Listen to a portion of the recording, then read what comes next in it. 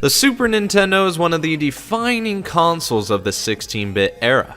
When it hit the scene along with games like Super Mario World and F-Zero back in 1991, you knew that you would be playing with superpower.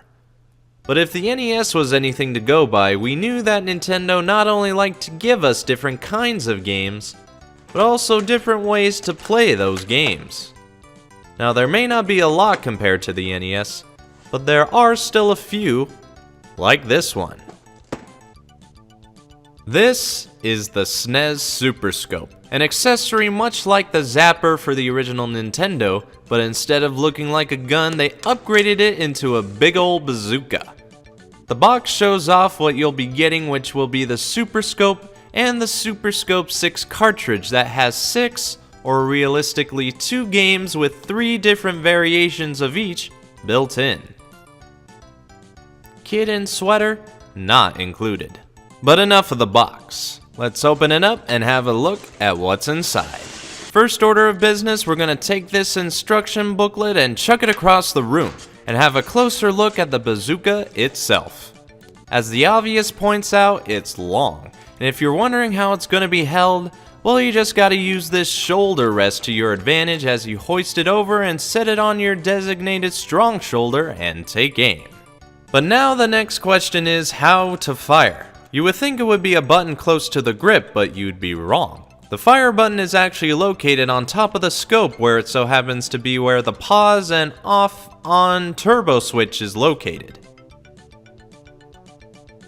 It's an odd placement of things, but considering how you will be holding this, it makes sense in the long run. There is a button on the front grip labeled cursor, and if you press and hold it, it will activate a cursor to help you aim better. But going back to the box real quick, there is another thing you could add on to the scope that'll make you less likely use the cursor at all. This is what's known as the sight, which you can slide onto the clips on either side like so to give your sharp eye a better chance at hitting the target. Now, how does this bazooka shoot properly? Well, as you may have noticed, the Super Scope is wireless. It takes 6 AA batteries on the back and can last up to perhaps a few hours. That's gotta be the worst Nintendo has done with batteries as far as I know. It's almost as worse as the Virtual Boy, and that had an AC adapter as an option. Referring back to the box once again, we find the sensor box. This box connects to the controller port on the system and sits on top of the TV to help tell if you've shot more accurately. You see, the bazooka is called the transmitter as it transmits your shots. The box then receives what you've done and relays it back to the system and game. It's pretty nifty, if I may say. Kinda complicated the way I explained it, but I'm sure you get the idea.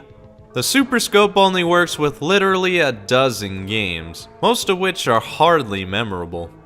The only one anybody remembers is of course the packing game Super Scope 6. Nintendo, however, hasn't forgotten it as they had it appear in Super Smash Bros. A couple of times. Now here I thought Nintendo would appreciate the zapper more, but I guess this looks more child-friendly if anything. The Super Scope is more or less a forgotten controller of the SNES days if I'm brutally honest. Everybody was more interested in playing RPGs or other titles than fiddling around with this bazooka on their shoulder, yet it's still a unique accessory you ought to try out to see how a zapper feels when it has been given superpower. Got any fond memories with this controller/accessory? Tell me about it by leaving a comment. If you like what you see, be sure to leave a like. If you think others would like this, share the video around. And if you want to see more, hit that subscribe button pronto. This is BrianTheBlue, and I'll see you later.